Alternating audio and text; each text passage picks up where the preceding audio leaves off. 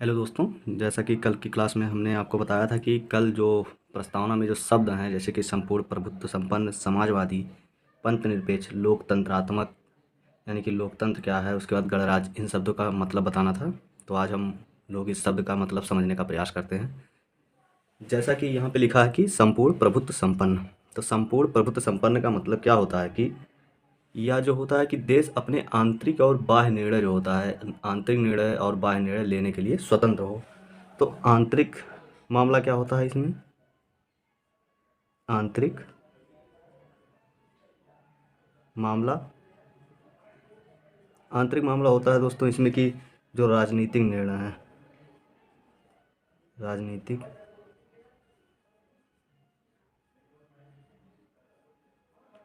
निर्णय क्या है दोस्तों? राजनीतिक निर्णय।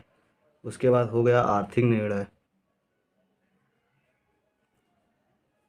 आर्थिक निर्णय। उसके बाद आपका हो जाएगा सामाजिक निर्णय, सामाजिक निर्णय।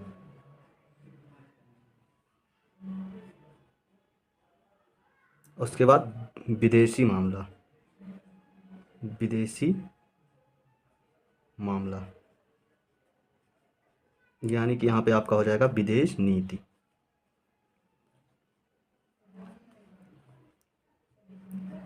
अब यहाँ पे जो संपूर्ण प्रभुत्व संपन्न का परिभाषा हो जाएगा वो इस प्रकार हो जाएगा कि ऐसा देश जो अपने समस्त आंतरिक एवं बाह्य मामलों में स्वतंत्र निर्णय जो है लेने की जो शक्ति रखता है वो जो है संपूर्ण प्रभुत्व संपन्न देश कहा जाता है। जैसा कि ब्रिटिश काल में भी हम लोग देखते हैं कि जब वेलेजली की सहायक संघ प्रणाली प्रारंभ हुई, तो जैसे हैदराबाद, मैसूर, तंजौर आज के राजाओं ने जो है उनकी जो है सहायक संधि को स्वीकार कर लिया। अब सहायक संधि में हुआ क्या कि जो राज्य थे जैसे हैदराबाद, मैसूर, तंजौर, इन सब ने जो अपने विदेशी मामले हैं वो जो है ब्रिटिश गवर्नमेंट को सौंप दिया, और ये जो है अपने अब आंतरिक निर्णय तो ले सकते थे लेकिन विदेशी निर्णय या फिर किसी को नौकरी देना होगा जैसे फ्रांसीसियों को या फिर अन्य किसी यूरोपीय व्यापारी को, तो इसके लिए जो है ये ब्रिटिश जो शासक पे, ब्रिटिश शासन पे निर्भर हो गए। इस प्रकार यहाँ कहा जा सकता है कि इन्होंने अपनी संपूर्ण प्रभुत्व संपन्नता जो है खो दी कि ये संप्रभु नहीं रह गए। इसमें क्या होता है कि आजकल ये आक्षेप भी लगता है क्या कि क्या भारत एक संपूर्ण प्रभुत्व संपन्न देश है? तो इसके लिए ये आक्षेप लगाया जाता है कि जो वर्तमान जो ग्लोबलाइजेशन के बाद भूमंडलीकरण का दौर आया है, इसमें कुछ मुद्दे होते हैं जैसे पर्यावरण से संबंधित आतंकवाद का मुद्दा हो गया या फिर परमाणु अस्त्र आदि, इन सब प्रकार के जो मुद्दे हैं इनको लेकर ये होता है कि क्या जो है भारत संप्रभु है, क्योंकि इस पे तो सभी पूरे देश का एक ऑर्गेनाइजेशन बनता है और वह ऑर्गेनाइजेशन पूरे देश की जो है इस नीति को प्रभावित करता है। इसी प्रकार जो डब्ल्यूटीओ हैं, आईएमएफ हैं या विश्व बैंक जैसी संस्था जो होती हैं वो भी इसमें जो है अपना हस्तक्षेप करती हैं और उनकी जो नीतियां हैं वो किसी भी देश की राष्ट्रीय नीति को प्रभावित करती हैं। इसी आधार पर जो है यह आक्षेप लगाया जाता है कि जो है क्या भारत एक संप्रभु राष्ट्र है? तो इसको हम देखें तो संपूर्ण जो है संपूर्ण प्रभुत्व संपन्न राष्ट्र है भारत। इसके आधार पे दिया जाता है कि आज जो भी वैश्विक मुद्दे हैं उनको छोड़ दें तो जो भारत है अपने जो है स्वतंत्र निर्णय लेने की शक्ति रखता है, इसलिए यह जो है संपूर्ण प्रभुत्व संपन्न है, यानी कि संप्रभु राष्ट्र है। आईएमएफ, विश्व बैंक ये जैसी संस्थाएं जो हुई है इसमें भारत जो है स्वेच्छा से सदस्य बना है, ना कि इस पर कोई दबाव है। इसलिए भी माना जाता है कि भारत एक संपूर्ण प्रभुत्व संपन्न राष्ट्र है। आइए अगला समझते हैं दोस्तों।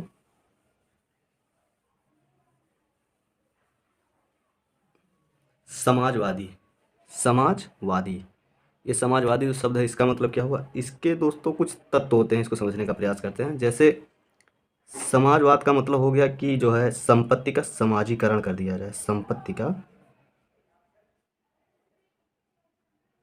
समाजीकरण कर दिया जाए, समाजीकरण कर दिया जाए। उसके बाद हो जाएगा सबको समान अधिकार दिया जाए, समानता। उसके बाद आपका हो जाएगा मजदूर और वंचित वर्गों का जो है कल्याण हो,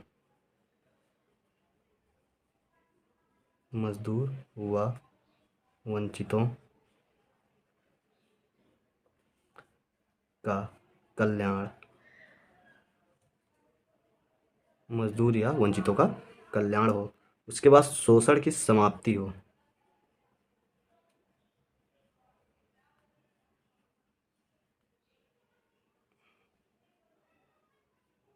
इस आधार पे हो जाएगा। तो संपत्ति का सामाजिकरण, जैसे जो समाजवाद होता है वो दो तरह से इसको हम लोग देख सकते हैं। एक जो मार्क्सवाद है, यानी कि रूस में जो साम्यवादी विचारधारा है उसको, उसके बाद जो लोकतांत्रिक समाजवाद यानी कि भारत में है।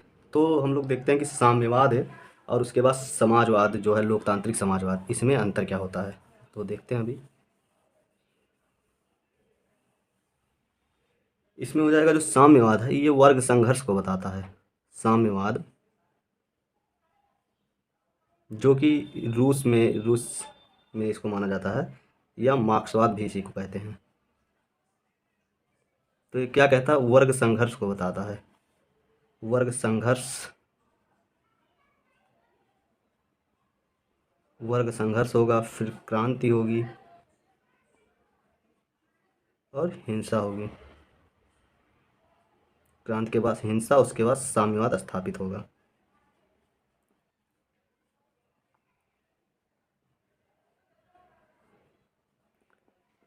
इसमें ये माना जाता है कि मार्क्स क्या कहते थे कि जो है, जब उत्पादन के साधनों पर किसी का निर्भरता होती है तो आर्थिक शोषण करते हैं, आर्थिक शोषण करते हैं, फिर जनता के मध्य आक्रोश पनपता है। उसके बाद जब वो हिंसा करते हैं, क्रांति करते हैं, क्रांति में हिंसा होती है, उसके बाद साम्यवाद स्थापित हो जाता है। और जबकि जो भारत में जो लोकतांत्रिक समाजवाद है वो इस प्रकार है कि जो भारत में है लोकतांत्रिक समाजवाद की, इसमें चुनाव होगा। लोकतांत्रिक समाजवाद जो भारत में है,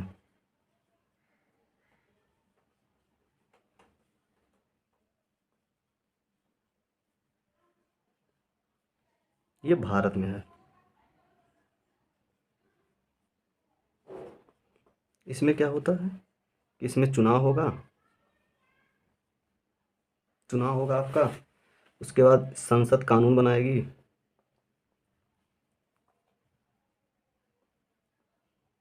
संसद कानून बनाएगी और योजनाबद्ध विकास को बढ़ावा मिलता है इसमें।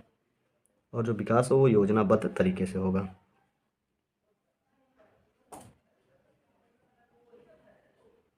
अब उसके बाद कि भारतीय जो समाजवाद है इसको देखें तो ये मार्क्सवाद की तरह नहीं है। ठीक है, यह एक लोकतांत्रिक समाजवादी विचारधारा पर आधारित है, जिसमें जो है जो भारतीय समाजवाद का जो स्वरूप है उसको विशिष्ट कर देता है। तो कैसे विशिष्ट करता है देखते हैं। तो इसमें एक केस को हम लोग लेते हैं, उसके आधार पर समझने का प्रयास करते हैं कि आखिरकार भारतीय समाजवाद है क्या। ठीक है, तो इसमें भारतीय समाजवाद को देखने का प्रयास करते हैं कि आखिर ये है क्या।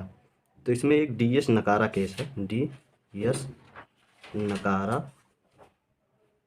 केस 1982। इस केस का रेफरेंस लेके हम समाजवाद को समझने का प्रयास करते हैं। इसमें क्या कहा कि जो है भारतीय समाजवाद एक लोकतांत्रिक समाजवाद है जो यह प्रयास करता है कि आय की असमानता को दूर किया जाए। असमानता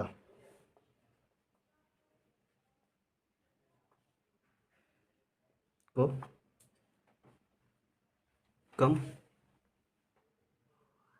करना, उसके बाद जीवन स्तर की असमानता को कम करना।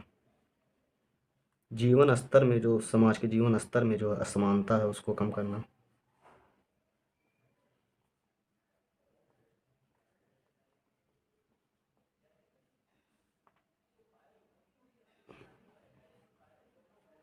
कम करना। और उसके बाद क्या हुआ है कि मजदूर एवं वंचित वर्गों का कल्याण करना। मजदूर व वंचित वर्गों का कल्याण। उसके बाद विभिन्न रूपों में मौजूद शोषण को समाप्त करना।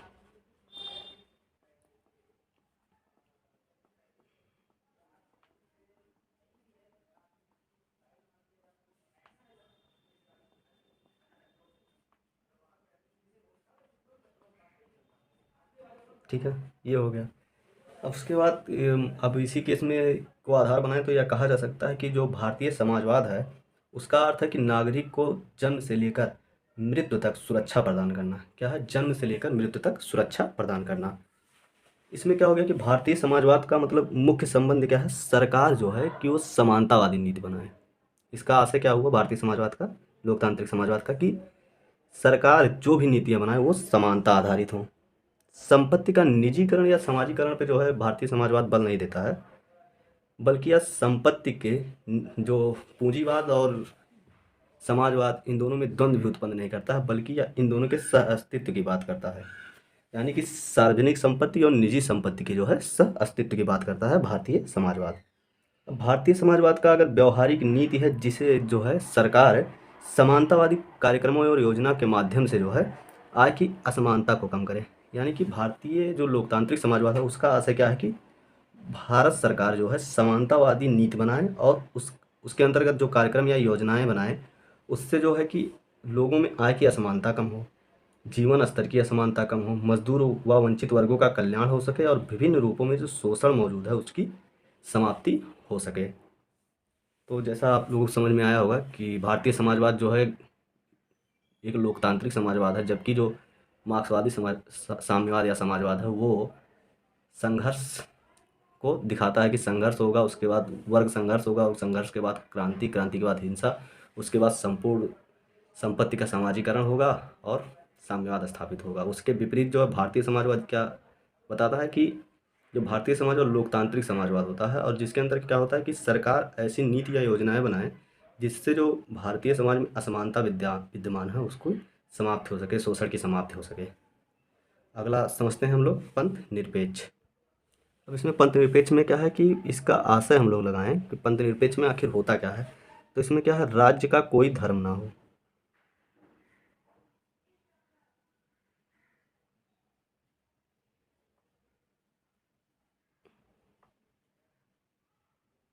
ना हो, राज्य अपने नागरिकों के बीच धार्मिक भेदभाव ना करे।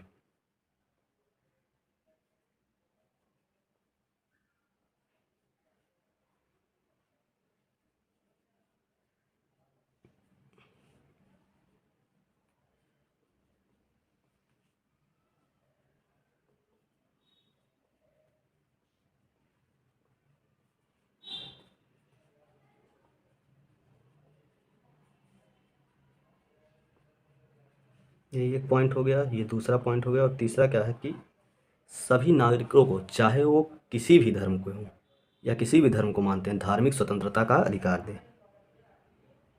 सभी नागरिकों को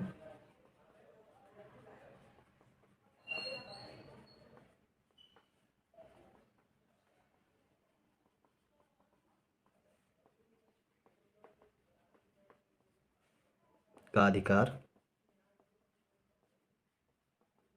राज्य दे। ये मूल अधिकार में दिया भी गया है अनुच्छेद 25 से 28 तक में। आगे हम लोग पढ़ेंगे अनुच्छेद 25 से 28 तक धार्मिक स्वतंत्रता का अधिकार। उसके बाद इसमें क्या होता है कि धर्म, यानी कि राज्य का कोई धर्म नहीं होगा। राज्य कोई भी धर्म को नहीं मानेगा, चाहे वो उसका जो मुखिया हो किसी भी धर्म का हो, फिर भी वह किसी एक धर्म को संरक्षण नहीं देगा। राज्य अपने नागरिकों के बीच धार्मिक आधार पर कोई भेदभाव नहीं करेगा कि किसी नियुक्ति में या किसी अन्य, यानी कि समानता के अधिकार का पालन किया जाएगा। 14 से 18। उसके बाद सभी नागरिकों को धार्मिक स्वतंत्रता का अधिकार देगा कि वह अगर नागरिक, कोई भी नागरिक चाहे वो किसी भी धर्म का, वो अपने धर्म का संरक्षण करे, उसका प्रचार प्रसार आदि कर सकता है। ये सब जो है प्रावधान राज्य करता है अनुच्छेद 25 से 28 के अंतर्गत, जो कि हमारा मूल अधिकार है। अब हम देखते हैं लोकतंत्र, लोकतंत्रात्मक। इसका जो आशय है वो लोकतंत्र ही है, लोकतंत्रात्मक मान लो प्रयोग इसका किया गया है प्रस्तावना में। अब इसमें हम लोग देखते हैं लोकतंत्रात्मक, लोकतंत्र। तो इसका जो है ये लोकतंत्र हो जाएगा। लोकतंत्र कैसा है, तो लोकतंत्र यानी कि जनता का शासन, यानी कि जनता, तंत्र मानी जनता का शासन। ठीक है, इसका मतलब क्या हो गया, जनता का, जनता के द्वारा जनता के लिए शासन। और ये जो लोकतंत्र होता है वो सामान्यतः दो प्रकार का होता है, प्रत्यक्ष लोकतंत्र, प्रत्यक्ष और अप्रत्यक्ष। प्रत्यक्ष लोकतंत्र में जो है जनता स्वयं शासन का कार्यभार संभालती है, स्वयं शासन करती है जनता, स्वयं जनता शासन करती है। यानी कि स्विट्जरलैंड में ऐसा प्रावधान है। कहाँ पे है, स्विट्जरलैंड में, स्विट्जरलैंड में ऐसा प्रावधान है कि जहाँ जनता स्वयं शासन कर रही है, स्वयं वहाँ नियुक्त करती है, कोई समस्या होने पर उसे बुला सकती है। आपसी मतलब जनमत संग्रह के आधार पर यहाँ पर प्रत्यक्ष लोकतंत्र में शासन चलाया जाता है। अब प्रत्यक्ष लोकतंत्र दो प्रकार का होता है, एक संसदीय और दूसरा हो जाएगा अध्यक्षात्मक। तो संसदीय लोकतंत्र तो आप लोग जानते ही हैं कि भारत में है। अध्यक्षात्मक शासन प्रणाली जो है ये अमेरिका का है।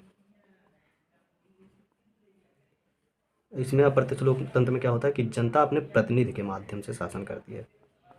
जनता प्रतिनिधि मूलक शासन, यानी कि प्रतिनिधि क्या, जनता प्रतिनिधि चुनती है, उसके बाद वो प्रतिनिधि सदन में बैठते हैं, उसके बाद जनता के जो समस्याएं होती हैं उसे दूर करने का प्रयास करते हैं, यानी कि जनता अपने प्रतिनिधियों के माध्यम से शासन प्रणाली में भाग लेती है। अब इसमें जो संसदीय लोकतंत्र होता है, संसदीय लोकतंत्र में क्या होता है, इसमें जो विधायिका और कार्यपालिका होते हैं आपस में जुड़ी होती हैं। विधायिका व कार्यपालिका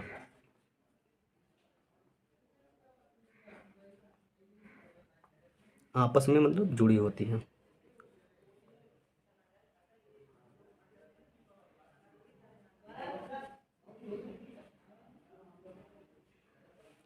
ठीक है, और जो है विधायिका जो है वो कार्यपालिका के प्रति उत्तरदायी होती, कार्यपालिका जो है सॉरी कार्यपालिका जो है वो विधायिका के प्रति उत्तरदायी होती है।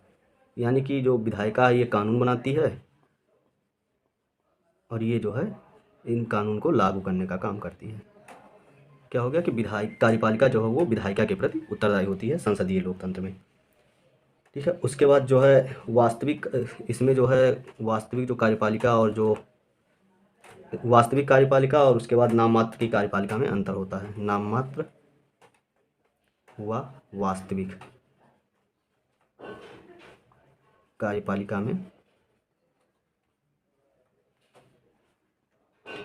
अंतर होता है।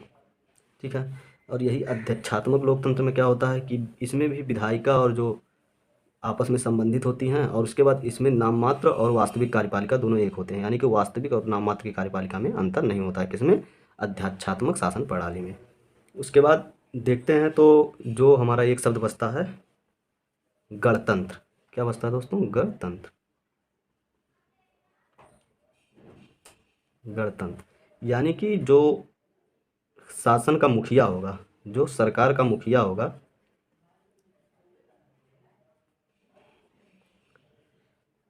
वह निर्वाचित होगा।